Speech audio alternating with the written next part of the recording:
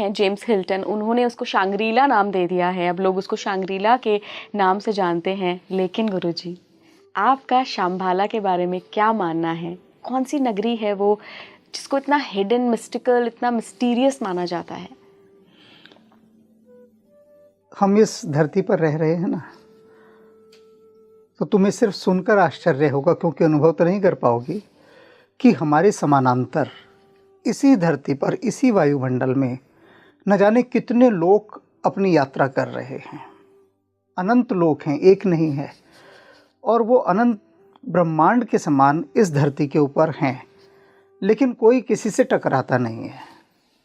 क्यों नहीं टकराता? हर एक की अपनी एक लेयर है, एक वेवलेंथ है जिस पर वो चल रहे हैं, और उनके जीने का, रहने का तरीका बिल्कुल भिन्न है, उनकी बनावट भिन्न है बिल्कुल। अब जब बनावट और इत्यादि सब कुछ भिन्न है, तो वो अब मैं तुमको देख पा रहा हूँ, सुन पा रहा हूँ। हमारी सुनने की एक तरंगे हैं, उस तरंगों की सीमा तक हम सुन पाते हैं। उससे ऊपर की जो तरंगे होती है उनको हम नहीं सुन पाते। लेकिन चमगादड़ जैसा जीव उसे सुन लेता है, अन्य पशु पक्षी सुन लेते हैं। क्यों? क्योंकि हर एक की एक यांत्रिक व्यवस्था है शरीर की, प्रत्येक जीवात्मा के शरीर की। जो भी जीवात्मा आती है एक शरीर धारण करती है, तो जो भी देह धारण की, उस देह की संरचना के अनुसार वो देख पाती है। अब आती है बात मनुष्य देह की।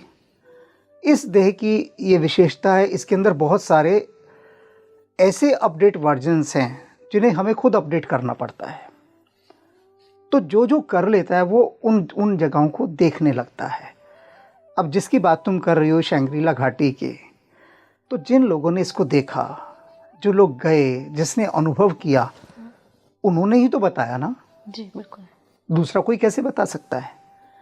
उन अनुभवों को बताया, लेकिन उसको केवल सुना गया, अनुभव नहीं किया गया। क्यों नहीं किया गया? कि वो दृष्टि हमारी विकसित नहीं हुई है।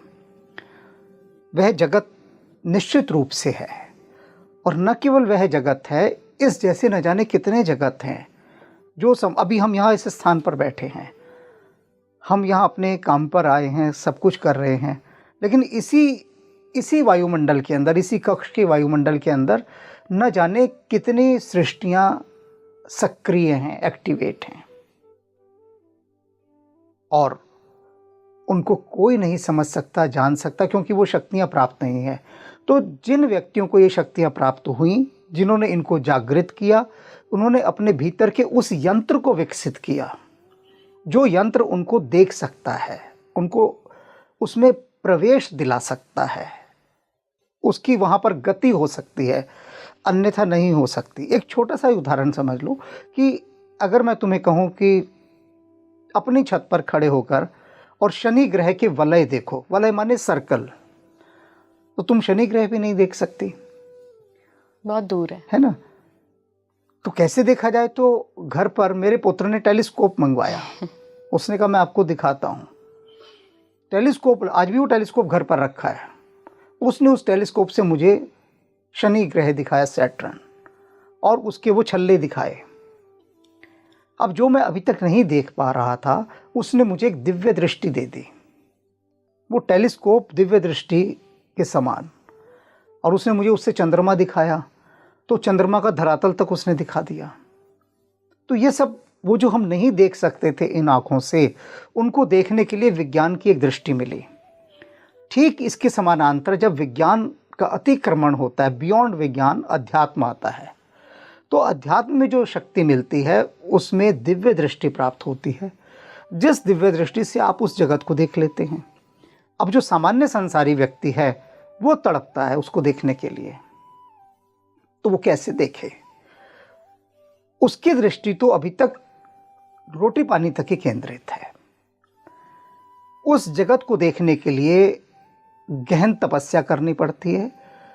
हमारी सारी पौराणिक कथाओं में सुना होगा तुमने, सभी ने सुना होगा कि जिसने भी कुछ दिव्य पाना चाहा उसने घोर तपस्या की। सुना है ना? तो तपस्या तो कोई करना ही नहीं चाहता, सभी ये चाहते हैं बस बात सुनी हमें, और हमें वो शक्ति बिना किसी श्रम के, बिना किसी साधना के हमें तत्काल प्राप्त हो जाए। वे जगत इतने रहस्यमयी हैं। मैं उन लोगों से मिला हूँ जिन्होंने ऐसे जगत देखे हैं, उनके साथ रहा हूँ और उन्होंने मुझे उनको दिखाया भी है। अब जब मैं उस चीज़ को देख कर आ रहा हूँ और मैं तुम्हें बता रहा हूँ, तुम तो केवल सुनने वाली हो ना, तो तुम उसकी भोक्ता नहीं हो, उसको अनुभव करने वाली भी नहीं हो। तो तब वहाँ पर एक बहुत बड़ा विरोधाभास प्रकट होता है कि जिसने देखा, क्या उसने और जो सुन रहा है उसने, दोनों का तादात्म्य हो सका? तुमने एक शब्द सुना होगा, नास्तिक शब्द। हाँ जी। क्या अर्थ होता है उसका, बताओ?